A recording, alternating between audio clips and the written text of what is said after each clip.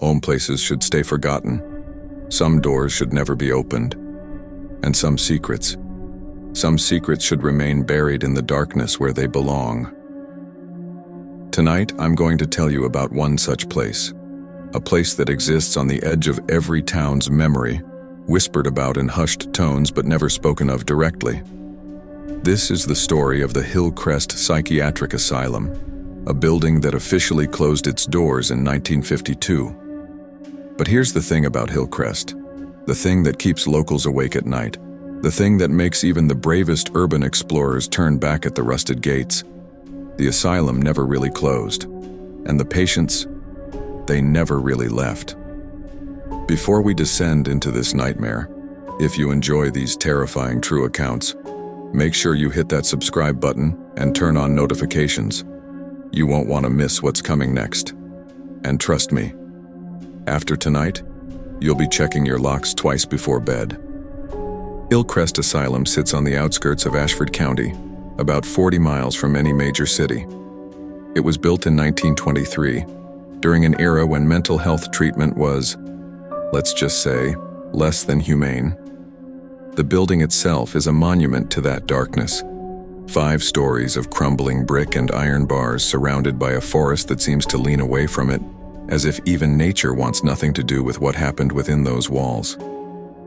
The official story is simple: budget cuts, overcrowding, the usual bureaucratic excuses.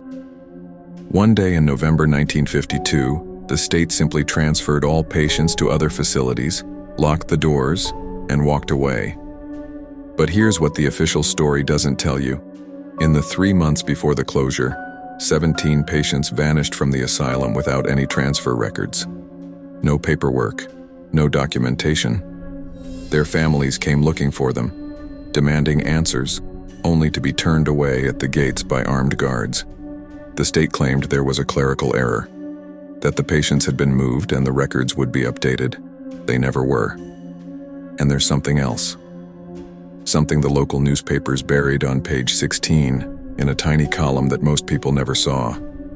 In those final weeks before closure, 12 staff members quit within the same 48-hour period. No 2-week notices, no explanations. They just left. One of them, a night nurse named Margaret Holloway, was found 3 days later in a motel room 30 miles away. She'd locked herself inside, pushed furniture against the door, and covered every mirror with bed sheets. When the police finally got her to talk, she said only one thing: "They're still screaming. Even here, I can still hear them screaming." In 2009, a construction crew was hired to partially demolish the asylum's eastern wing. The county finally decided to do something with the property after 57 years of abandonment.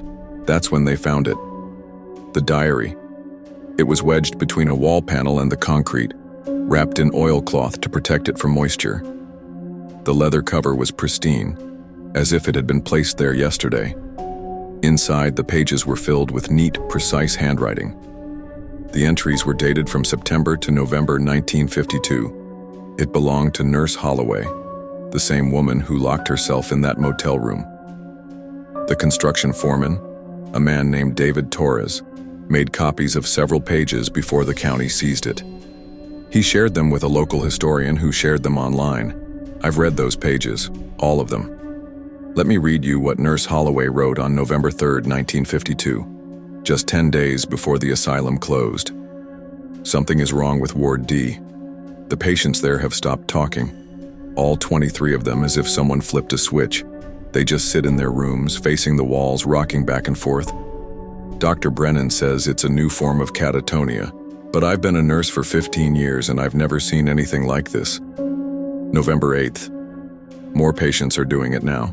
47 of them across 3 wards. They rock in unison. Perfect synchronization. When I asked one of them, a woman named Patricia, who's always been communicative, when I asked her what she was looking at on the wall, she turned to me. Her eyes were completely black, not the pupils, the entire eye. She smiled and said, "We're listening to the basement. It's almost ready for us." November 12th. I can't take another shift. I've given my notice, but they won't let me leave. Dr. Brennan locked my personnel file in his office. He says we all need to see this through. See what through? Last night I went down to the basement. I shouldn't have. God help me, I shouldn't have. There's something down there. Something behind the walls. I can hear it breathing. And then, the final entry.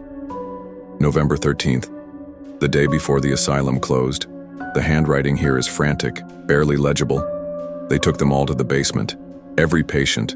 Every single one. Dr. Brennan says it's the only way to keep it satisfied. I tried to stop them, but the orderlies held me back, and I had to watch and listen to the screaming, and it went on for hours, and then it just stopped. And when they came back up the stairs, their eyes were empty, and Dr. Brennan smiled at me and said the asylum will never truly close now because the entry ends mid-sentence. Just stops. The diary was never officially investigated. The county claimed it was a hoax. But David Torres, the foreman who found it, he refused to go back to that job site. His crew finished the demolition, but several of them reported hearing screaming coming from the sealed sub-basement. Screaming that their equipment couldn't detect or record. The eastern wing was never demolished. The project was quietly canceled. If you're feeling that chill running down your spine right now, hit that like button. And whatever you do, keep listening, because we're only just beginning to scratch the surface of what happened at Hillcrest. Fast forward to October 2019. A small documentary crew decided to investigate Hillcrest for a series about abandoned asylums. The team consisted of 4 people: director Marcus Webb, sound technician Lisa Chen, cameraman James Rodriguez, and paranormal investigator Sarah Mitchell. They arrived at dusk on a Friday. The plan was simple: spend one night inside, document any paranormal activity, and leave at dawn. Standard urban exploration stuff. They'd done this dozens of times before. Marcus posted updates on their production company's social media throughout the day. The last public post was at 7:47 p.m. "We're going in. The energy here is already intense. This place doesn't want us here. See you on the other side." That's the last anyone heard from them for 36 hours. What we know about that night comes from the footage later recovered from the site, along with testimonies from the team themselves. And trust me when I say this, what they experienced inside Hillcrest changed them forever. The asylum's main entrance was boarded up, but someone had already pried away enough boards to create an opening. Marcus made a note of this on camera. "Looks like we're not the first people to visit recently. Great." The interior was exactly what you'd expect from a building abandoned for 70 years. Peeling paint, collapsed ceilings, graffiti covering every available surface. But there was something odd about the graffiti, something that made Lisa stop and examine it more closely. It wasn't the usual tags or crude drawings you'd find in abandoned buildings. Instead, the walls were covered in words. The same words repeated over and over in different handwriting styles. "Help me. Still here. Still here. We never left. Help me. Still here." Hundreds of times. Thousands of times. Covering every wall of the entrance hall. Sarah, the paranormal investigator, pulled out her EMF meter. The reading was spiking erratically, jumping from 0 to maximum and back again. This isn't normal," she said on camera. "It's like something is interfering with the electromagnetic field. Something powerful." James swept the camera across the entrance hall. In the viewfinder, he could see the main corridor stretching ahead into darkness. The asylum was arranged in a spoke pattern, 5 wings radiating out from a central hub, with the administrative offices and treatment rooms at the center. That's when they heard it. A sound that stopped all of them cold. The heavy slam of a metal door, coming from deep inside the building. Then another slam, closer, then another, and another. Doors were closing throughout the asylum, one by one, moving from the outer wings toward the center, moving toward them. Marcus made the call. "We need to find what's making that sound," and the front entrance slammed shut behind them. They rushed back, tried to push it open. It wouldn't budge. James put his shoulder into it, then Marcus joined him. Nothing. It was as if something was holding it closed from the outside. They were trapped. Here's where things get truly disturbing. This is where you need to pay attention because what happens next defies rational explanation. The crew tried to remain calm. They had flashlights, equipment, and multiple exits throughout the building. Marcus suggested they find another way out through one of the side wings. Smart thinking, logical. But as they moved deeper into the asylum, something became clear, something that shouldn't have been possible. The building's layout didn't match the architectural plans. Sarah had downloaded the original blueprints before the trip.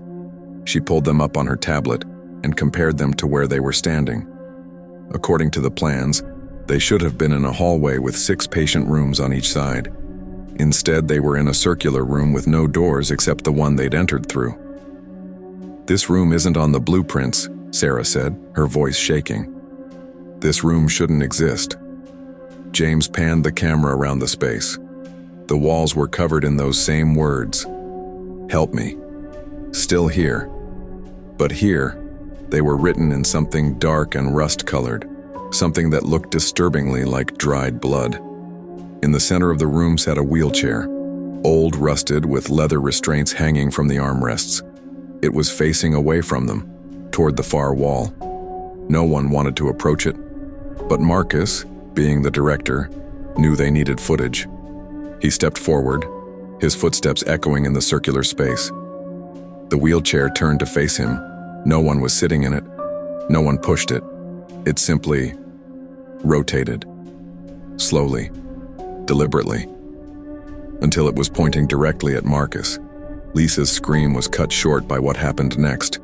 The sound system she was monitoring erupted with noise, but it wasn't static or interference. It was voices, dozens of voices, hundreds of voices, all speaking in unison. "Welcome back. We've been waiting. The doctor said you'd return." The words were medical terminology, diagnosis codes, treatment protocols, spoken in a monotone chorus that seemed to come from the walls themselves. James's camera picked up every word, every syllable of that impossible chorus. And then, just as suddenly as it started, it stopped. The silence that followed was somehow worse than the voices. That's when Sarah noticed something on her EMF meter. The readings had stabilized, but they were pointing in one specific direction, down, toward the basement. Marcus made a decision that would haunt him for the rest of his life. "We need to document this. Whatever is here, whatever is happening, it's real, and we need to capture it." They found the stairs leading down. The door to the basement had been welded shut decades ago, but someone, or something, had torn it open. The metal was bent outward as if forced from the inside. "I need you to think about this for a moment. Really think about it. Something with enough strength to tear welded steel was down in that basement, and these 4 people decided to go down there. Drop a comment below. Would you have gone down those stairs? Would you have investigated further? Or would you have done everything possible to escape?" The stairwell descended into complete darkness.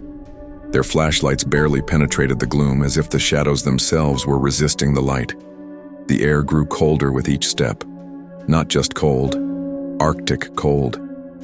They could see their breath forming clouds in the air.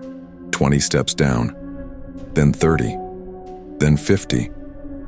The blueprints only showed one basement level, Sarah whispered. "We should have reached the bottom 20 steps ago." But the stairs kept going, down and down into the earth, far deeper than any basement should go. The walls changed from brick to raw stone, dripping with moisture that reflected their lights in strange, prismatic patterns. At the 107th step, James counted them. The stairs finally ended. They emerged into a corridor that stretched ahead into darkness. Patient rooms lined both sides, their doors hanging open. But these weren't rooms from the 1950s. These were new, recent. The equipment inside looked modern.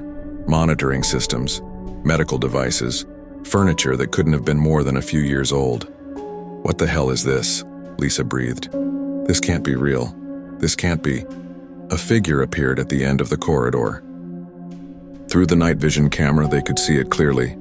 A person in a white coat, standing perfectly still at the end of the corridor, watching them. "Hello?" Marcus called out. We're not here to cause trouble, we're just... The figure turned and walked through the wall. Not around a corner. Not through a door. It walked directly into the solid stone wall and disappeared. James ran forward, camera rolling. When he reached the spot where the figure vanished, there was no door, no opening.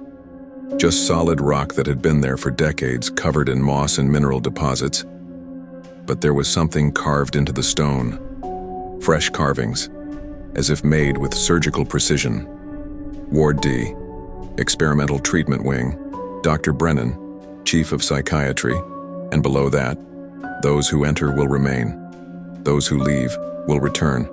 There is no escape from treatment. Lisa's audio equipment started picking up sounds again. But this time it wasn't voices. It was footsteps. Dozens of them. Coming from the patient rooms lining the corridor. One by one, figures emerged from the rooms. Men and women in hospital gowns. Their skin pale as moonlight. Their eyes empty black voids. They moved in perfect unison, stepping out into the corridor and turning to face the crew. There were 23 of them. The exact number from Nurse Holloway's diary entry. The exact number of patients who went silent in Ward D. We need to go. Now. Sarah's voice was pure terror. She grabbed Marcus's arm and pulled him back toward the stairs, but when they turned around, the stairwell was gone. In its place was another corridor, identical to the first, stretching into darkness. That's not possible, James said, his voice cracking. We just came down those stairs. They were right here. The patients began to move, slowly, deliberately, walking toward them with that same synchronized gait. Their mouths opened in unison, and they spoke with one voice. The treatment is eternal. The asylum never closes. Dr. Brennan promised we would never have to leave. He promised we would never be alone again. The crew ran. They had no choice. They ran down the new corridor, passing door after door of patient rooms. Each room was occupied. Each contained figures that turned to watch them pass, all with those same empty black eyes. The corridor seemed endless. They ran for what felt like hours, their lungs burning, legs cramping, but the hallway never ended. It just stretched on and on into the darkness ahead. Finally, Marcus stopped. He had to. His body couldn't take another step. The others collapsed around him, gasping for breath. That's when they realized something that made Lisa start sobbing. The corridor they were in now was identical to the one they'd just left. The same patient rooms, the same figures standing in doorways, even the same carved message on the wall. They'd run in a circle, or worse. The asylum had looped them back, brought them back to the start. Sarah checked her equipment. Her GPS showed them as being in multiple locations simultaneously. The compass spun wildly, unable to find north. Her phone had a signal, but when she tried to call 911, the voice that answered wasn't a dispatcher. It was Dr. Brennan. "Thank you for returning," the voice said, crackling with static from across 70 years. "We've prepared rooms for you. Treatment will begin shortly. Please proceed to Ward D. Your patients are waiting. Drop a like right now if you're feeling that dread, that sense that something is terribly, impossibly wrong, because we're about to discover what Dr. Brennan's treatments really were. And trust me, you're not prepared for this revelation." The crew huddled together in the corridor, trying to process what was happening. James kept the camera running, documenting everything. Later, experts would analyze this footage and find anomalies that shouldn't exist. Frames where the crew appeared in multiple locations simultaneously, shadows that moved independent of any light source, and whispers in frequencies that human vocal cords can't produce. But in the moment, all they knew was terror. That's when the wheelchairs appeared. They came from the patient rooms, rolling out on their own, moving with purpose. Old-style institutional wheelchairs with leather restraints and metal wheels that squeaked as they moved across the stone floor. They arranged themselves in the corridor, forming two lines, a path leading deeper into the basement. "No," Lisa said firmly. "Absolutely not. We're not following those things. We're not." The lights went out, all of them. Their flashlights, The camera's night vision, even Sarah's phone, everything electronic died simultaneously. The darkness that enveloped them was absolute, suffocating. It felt alive, pressing against them like a physical weight. In that darkness, they heard breathing, close, all around them. The patients were moving in the dark, surrounding them. Then the wheelchairs began to roll again. They could hear the squeaking wheels moving away, down the corridor. And between the squeaks, a voice. Nurse Holloway's voice, though she'd been dead for years. "Follow them. They'll take you to the treatment rooms. It's the only way out. You have to complete the treatment to leave." Dr. Brennan's rules, always Dr. Brennan's rules.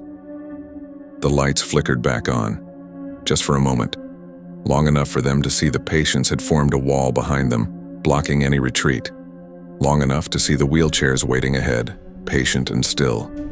In the brief illumination, Marcus noticed something on the walls he hadn't seen before. Charts. Medical charts with patient names and treatment histories. He grabbed his phone, snapped photos before the lights died again.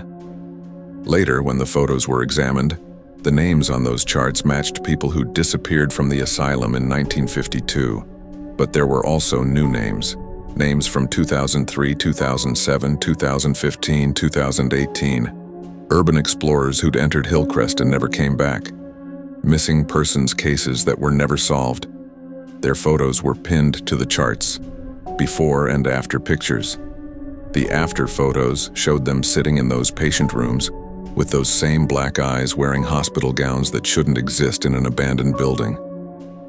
In the darkness, Marcus made a choice. We follow the wheelchairs. We find out what's at the end of this corridor. We document everything, and we get the hell out. They walked through the dark, following the sound of squeaking wheels.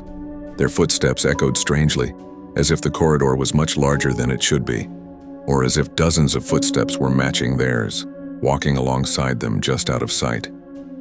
The wheelchairs led them to a room, a large room with an operating theater in the center, vintage 1950s equipment mixed with modern monitoring systems. Surgical lights hung from the ceiling even though there was no power source visible. And in the center of the room, strapped to the operating table, was Marcus. Not a different Marcus, not a mannequin. It was him, wearing the same clothes, same watch, same expression of terror. James pointed the camera at the table, then swung it back to Marcus standing beside him. There were two of him, both real, both terrified. The Marcus on the table opened his mouth and screamed. "I want you to pause and think about what this means. Comment below. How is Dr. Brennan still conducting treatments? He died in 1968. The asylum closed in 1952. Nothing about this makes sense, and yet everything is documented, photographed, proven. We're breaking through to the truth now, and it's more terrifying than you can imagine." The corridor ended at a massive steel door, the kind you'd find in a nuclear bunker or a submarine. Circular, sealed with a wheel lock, covered in warning signs. Authorized personnel only. Extreme hazard. Treatment wing Omega. Do not enter. During active procedures. A small window was set into the door at eye level. Marcus looked through it and immediately wished he hadn't. The room beyond was enormous. A cathedral of steel and glass, filled with equipment that seemed like a fusion of 1950s psychiatric tools and modern neurotechnology. Electroshock machines connected to brain imaging devices. Restraint chairs wired into complex computer systems. And in the center of it all, a massive cylindrical chamber filled with glowing blue fluid. Things floated in the fluid.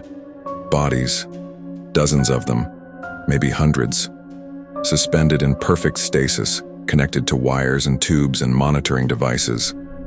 "What is this?" Sarah breathed, peering through the window. "What the hell is this?" One of the bodies in the tank rotated toward the window. Its eyes opened. Black voids stared directly at Sarah, and its mouth moved, forming words they couldn't hear through the glass. "Help me. Still here." It was Sarah. The body in the tank was Sarah, identical in every way except for those eyes. And behind her, they could see more. More copies of Sarah, of Marcus, of James, of Lisa, all floating, all watching, all silently mouthing those same words. The wheel lock on the door began to turn on its own. Someone, or something, was opening it from the inside. "Run," Marcus said. It wasn't a suggestion. It was a command born of pure survival instinct. "Run now!" They fled back up the corridor. Behind them, they heard the door open with a hydraulic hiss. Footsteps echoed in the metal corridor.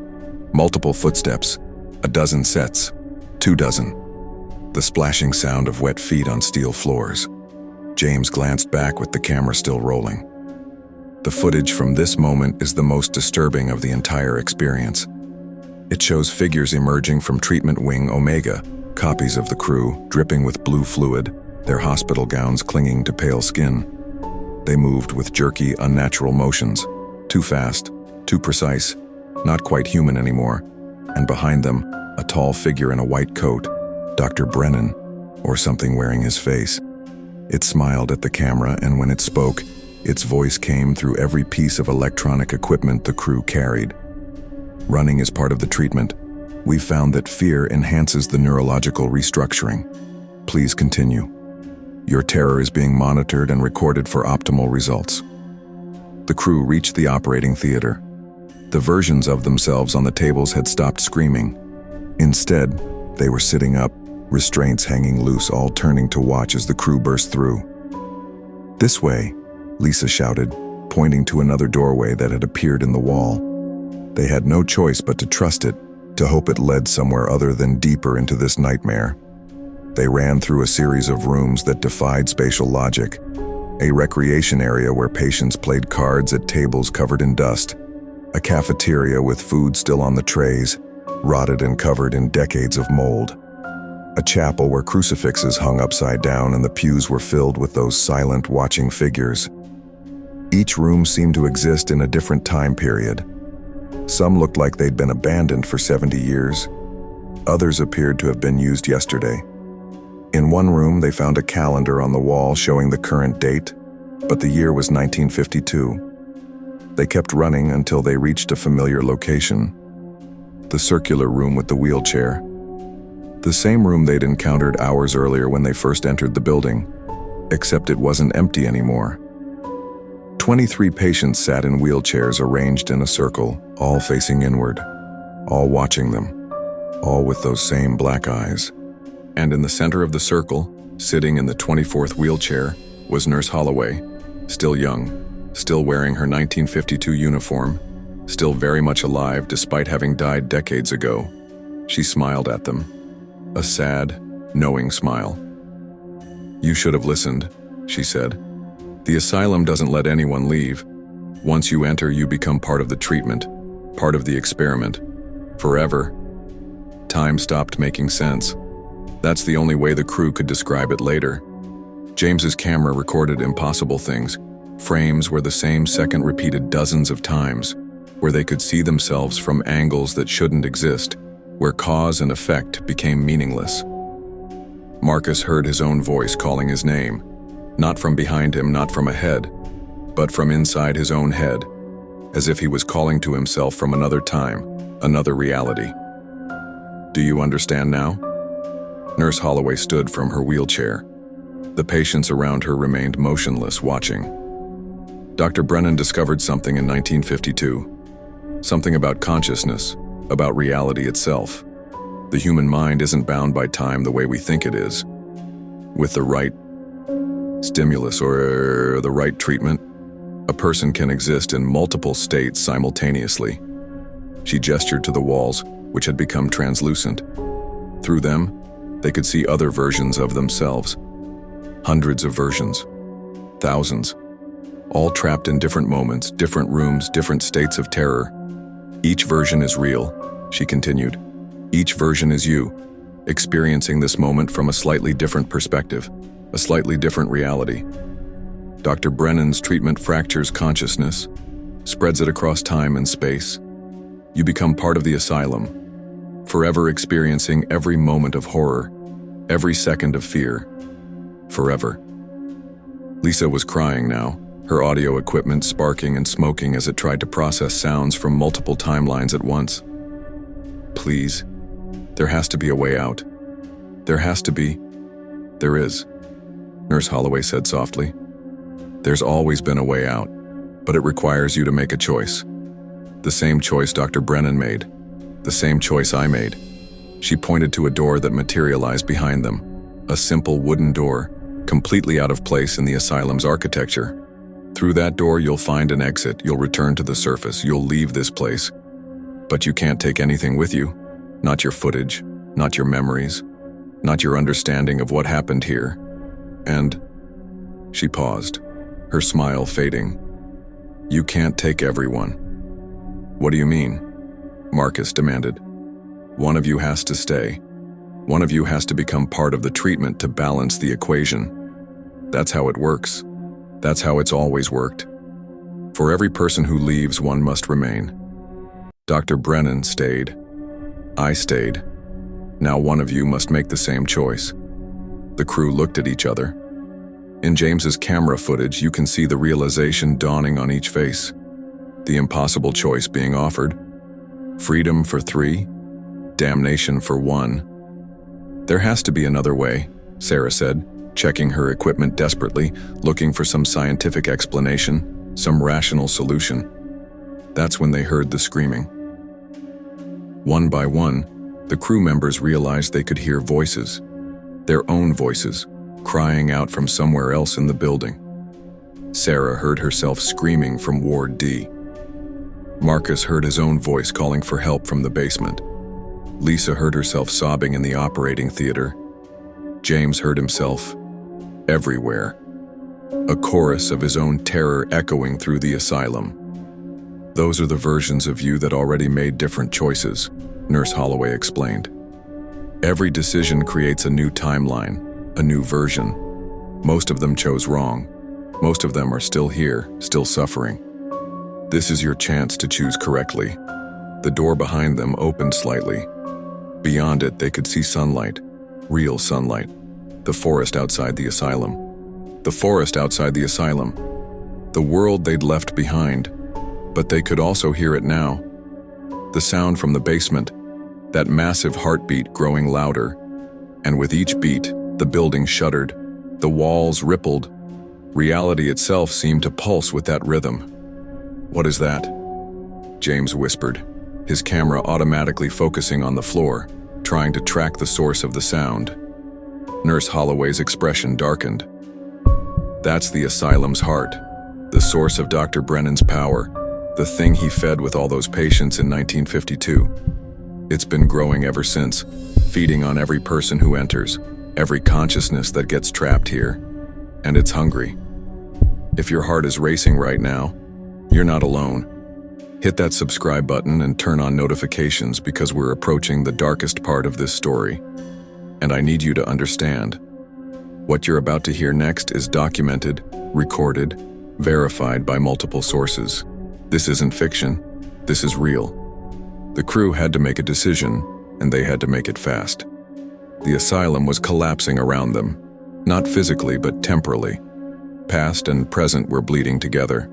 They could see through the walls now, see into rooms from 1952, where Dr. Brennan was conducting his final experiments. They could see themselves from hours ago, just entering the building. They could see themselves from years in the future, still trapped, still trying to escape. We can't leave anyone behind, Marcus said firmly. There has to be another way. Nurse Holloway shook her head. There's no other way. The asylum demands balance. A consciousness for a consciousness. That's the law Dr. Brennan discovered. That's the law that keeps this place existing outside of normal time and space. But Sarah had an idea. She was the paranormal investigator, the one who understood the metaphysics of haunted places. What if we're thinking about this wrong? What if we don't have to choose one of us? What if we give it something else? Like what? Lisa asked desperately. Like, Sarah pulled out her equipment, the EMF meter, the thermal camera, the audio recorder. Like all of this, every piece of evidence, every recording, every photograph, our memories and documentation of what happened here. Consciousness isn't just in our brains. It's in our records, our evidence, our proof. We give the asylum everything we've collected. We leave it all behind. But that's the whole reason we came here, Marcus protested. To document this place, to prove what happened. And we did, Sarah said urgently. We proved it. We experienced it. But if we take that proof out into the world, we're taking the asylum with us. We're spreading its influence. Maybe that's what it wants, to reach beyond these walls through our documentation. It made a terrible kind of sense. Every piece of footage they'd captured showed anomalies, temporal distortions, things that shouldn't exist. If that footage was analyzed, studied, shared, maybe it would give the asylum a foothold in the outside world. James held up his camera. Hours of footage. Incredible, terrifying, undeniable footage. The proof of everything supernatural he'd ever searched for. Are you saying we have to destroy all of this? No, Nurse Holloway said quietly. You have to give it to the asylum. Let it become part of the treatment, part of the collection. She gestured, and they saw it. A room off the circular chamber.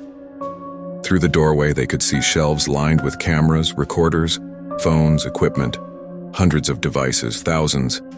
Every urban explorer, every investigator, every curious person who'd entered the asylum and tried to document it. All their evidence, stored here, trapped here. Every recording is a memory, Nurse Holloway explained. Every memory is a piece of consciousness. The asylum feeds on them, grows stronger from them.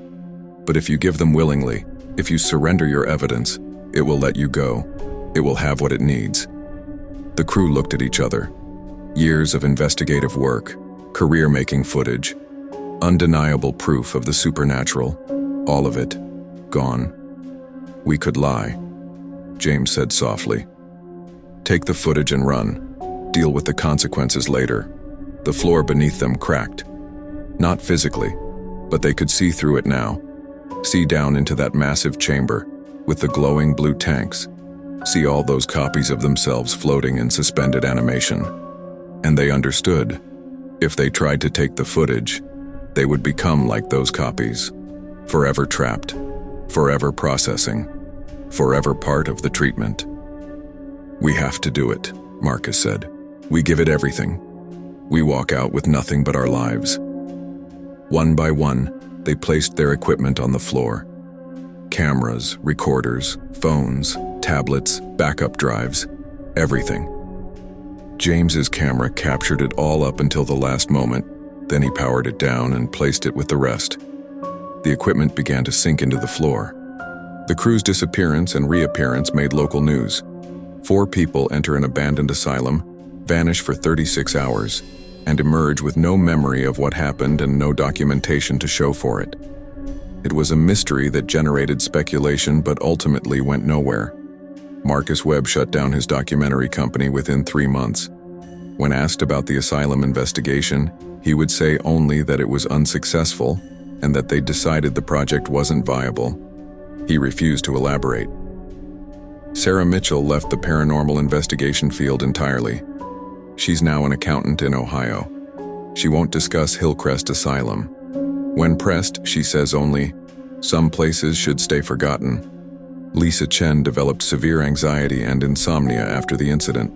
She reported recurring nightmares of drowning in blue liquid, of seeing herself from impossible angles, of hearing medical terminology whispered in the dark. She's in therapy and slowly recovering. James Rodriguez tried to go back. 3 months after the incident, he drove out to Hillcrest alone, determined to remember what happened, to recapture what they'd lost.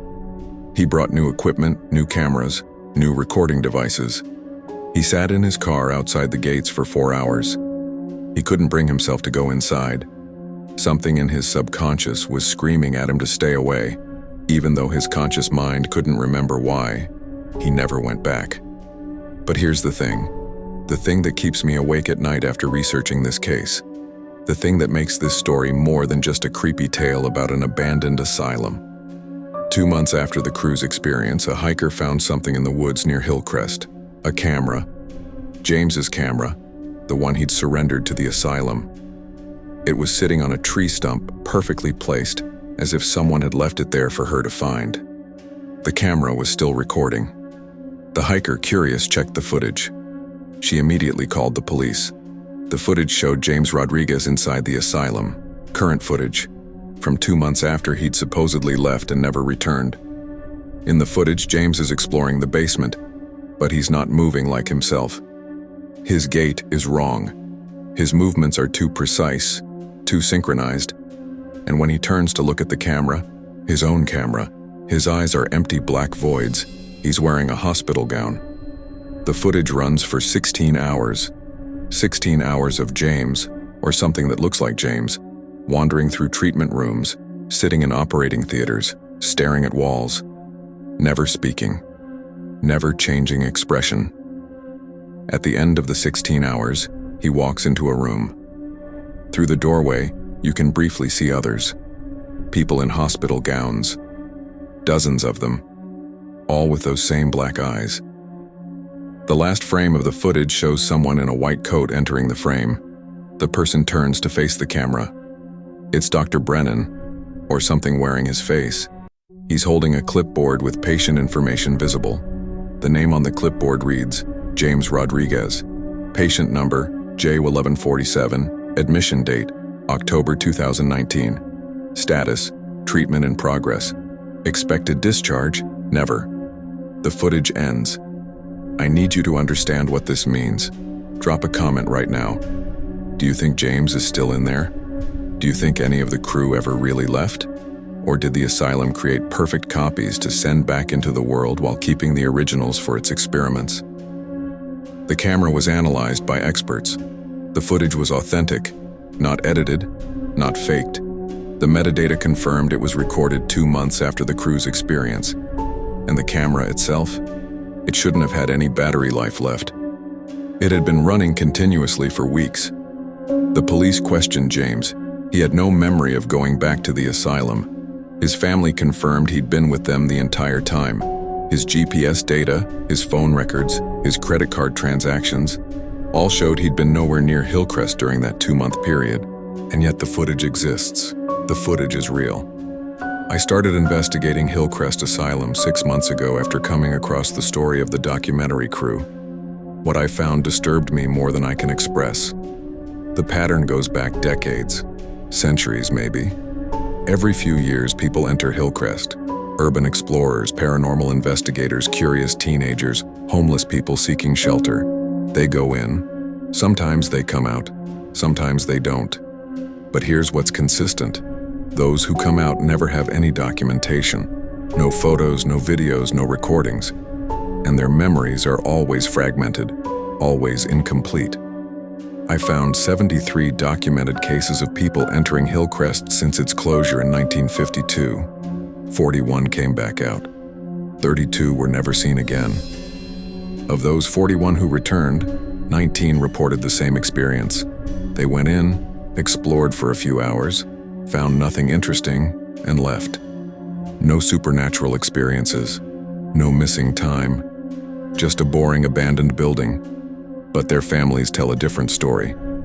They tell of people who went in for a few hours and vanished for days. They tell of personality changes after the experience. They tell of nightmares and anxiety and a refusal to discuss what happened inside. And then there are the cameras. In the past 20 years, 11 cameras have been found in the woods surrounding Hillcrest. All contain footage of their owners inside the asylum, recorded days or weeks or months after they supposedly left. All show the same thing.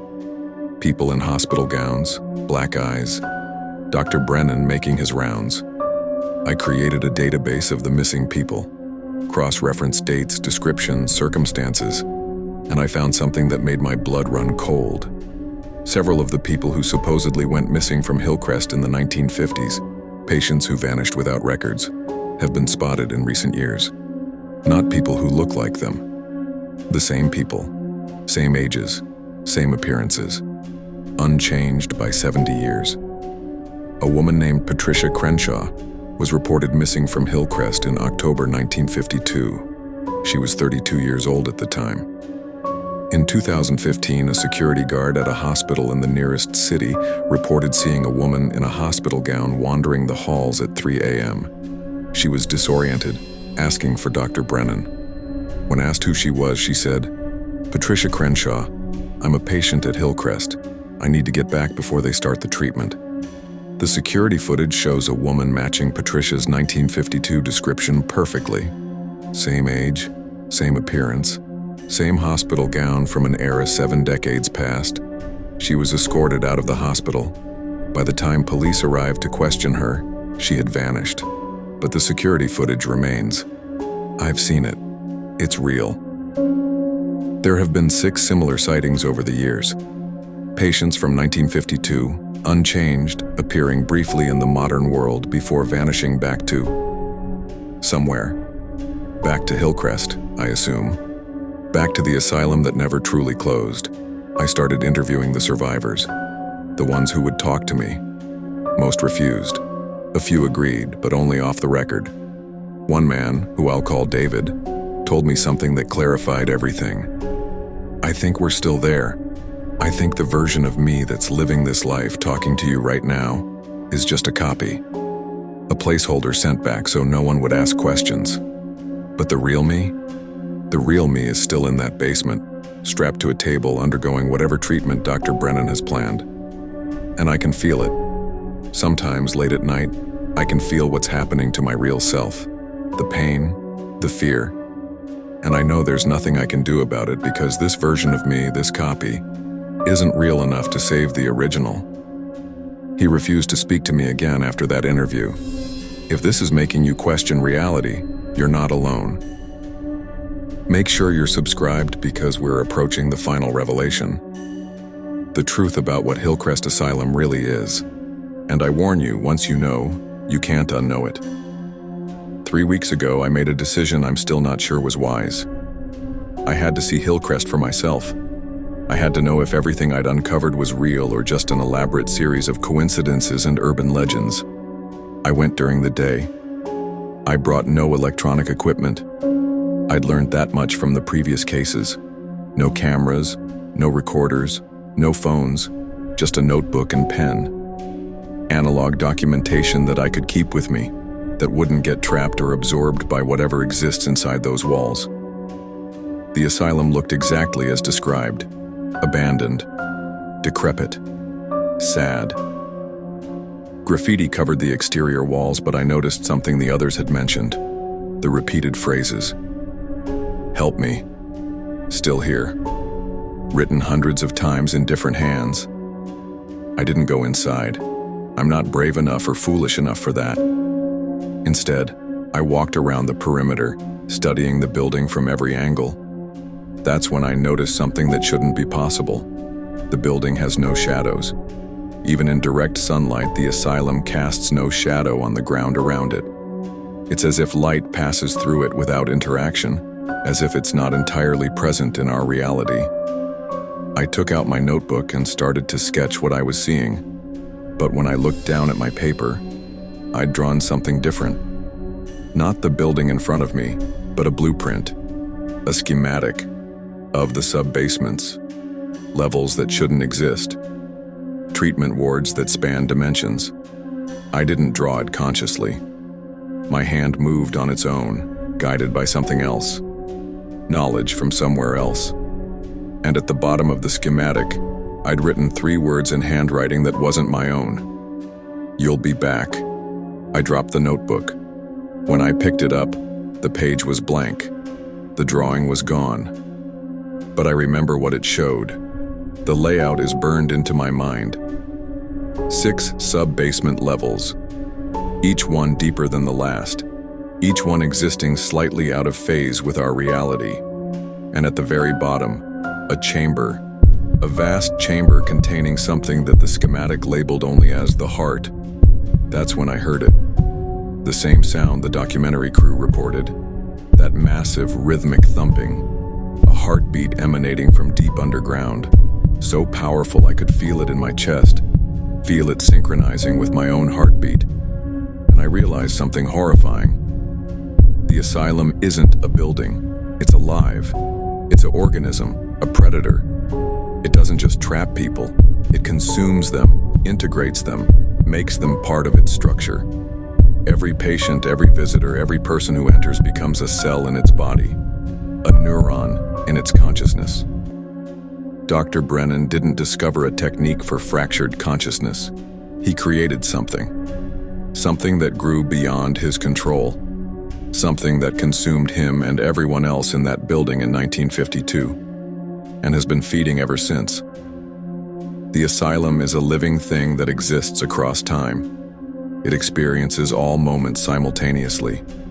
Everyone who has ever entered is still there, still experiencing their terror, still feeding it with their fear and consciousness. Forever, and it's growing. Each new person who enters adds to its mass, its complexity, its reach. It's spreading, not physically but dimensionally, reaching into our world through documentation, through stories, through the very act of talking about it. By researching it, I've connected myself to it. By writing this script, I'm spreading its influence. And by listening to this right now, so are you. I need to tell you something I haven't mentioned until now. Since visiting Hillcrest 3 weeks ago, I've been having dreams. Not nightmares, that would be easier to dismiss. These are memories. Memories of things I never experienced. I remember being a patient in Ward D in 1952. I remember Dr. Brennan explaining his theories about consciousness and time. I remember the treatment, the pain, the moment when my mind fractured and spread across reality like a stain spreading across fabric. I remember being Marcus Webb, trapped in that basement, seeing myself on that operating table. I remember being Nurse Holloway, making the choice to stay, to become part of the asylum forever. I remember being one of those patients in the blue fluid tanks, suspended in eternal awareness, experiencing every moment of terror simultaneously. These aren't my memories. They belong to the asylum. It's sharing them with me, preparing me, because I understand now what it wants, what it's always wanted. It wants to be real, fully real, to exist completely in our world instead of this half-state between dimensions. And the only way it can do that is by spreading its influence, by getting people to talk about it, think about it, research it, fear it. Every story told about Hillcrest makes it more real. Every investigation brings it closer to full manifestation, and every person who listens to this story, who engages with it, who lets it into their mind, you're helping it grow. I'm sorry. I'm so sorry. I didn't understand when I started this. I thought I was exposing the truth, warning people. But I was actually doing exactly what it wanted, spreading its story, expanding its reach. You need to forget this, all of it. Stop thinking about Hillcrest Asylum. Stop researching it. Don't visit it. Don't even speak its name. But you won't, will you? Because now it's in your head. The story is planted. The connection is made. Late at night, you'll wonder if it's real. You'll think about those patients with black eyes, about Dr. Brennan still conducting his treatments, about the possibility that consciousness can be fractured and spread across time. And that wondering, that thinking, that's exactly what feeds it. I'm begging you, if you've made it this far, if you've listened to this entire story, drop a comment telling me you'll forget this. Tell me you'll never think about Hillcrest again. Maybe if enough of us refuse to feed it, refuse to engage, we can starve it back into dormancy. But share this video. Please, share it. Not to spread the asylum's influence, but to warn others.